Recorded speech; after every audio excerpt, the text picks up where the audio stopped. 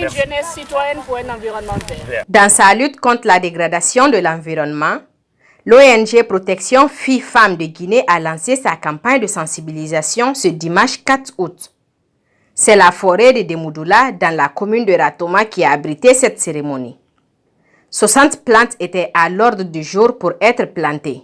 Selon la présidente de cette ONG, cet acte est pour encourager tout un chacun à s'engager dans la protection de l'environnement. Sensibiliser et essayer d'éveiller les consciences de chacun sur l'enjeu climatique et des problématiques du reboisement que menace notre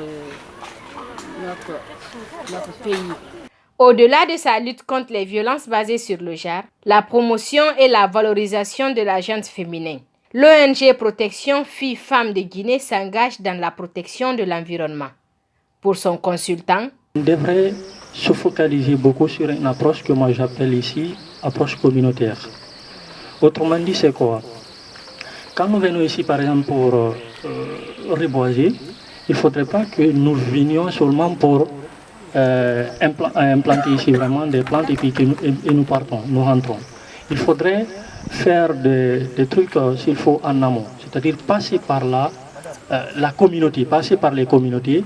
Et il faut vraiment une véritable participation du public.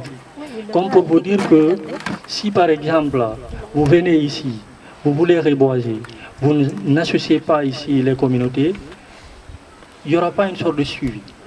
Donc la meilleure façon de concrétiser vraiment ces actes-là, c'est-à-dire de pérenniser ces actes-là, c'est d'associer les communautés.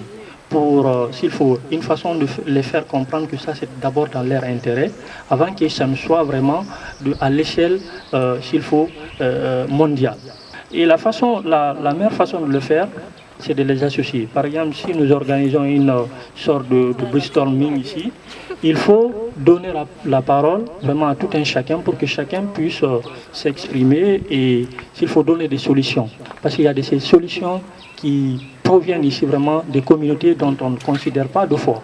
Donc c'est un peu cela. Il faut qu'il y ait une participation publique très efficace. Et cela passe par les sensibilisations. Poursuivant, Madame Hélène Benjamin Ghané explique la place de la femme pour la sauvegarde d'un environnement vert. La femme et l'environnement, il n'y a pas une grande distance. C'est juste une ligne toute fine.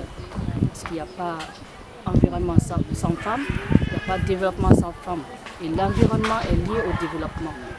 Il est important que les femmes s'intéressent au reboisement. Présent à la cérémonie de reboisement, le chef de quartier et le président de la jeunesse de cette communauté se sont réjouis et comptent veiller sur les plantes.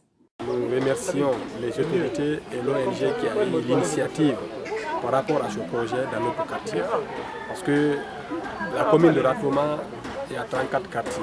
Si parmi l'un des quartiers, et Kapora est choisi, particulièrement secteur 7 de Moudoula, vraiment nous disons merci l'ONG qui a choisi notre quartier.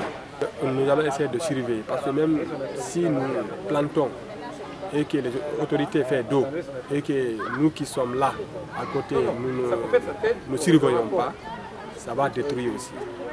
Parce que ça donne une très grande importance parce que ça amène l'ombrage et ça sécurise aussi le marigot qui est là, tant d'autres. Par ailleurs, selon le rapport annuel 2015 de la section eau et forêt de la commune de Ratoma, cette forêt a été créée en 1983 pour protéger 73 têtes de source. Avec une superficie de 83 hectares au classement, elle se retrouve aujourd'hui avec une superficie de 10,5 hectares.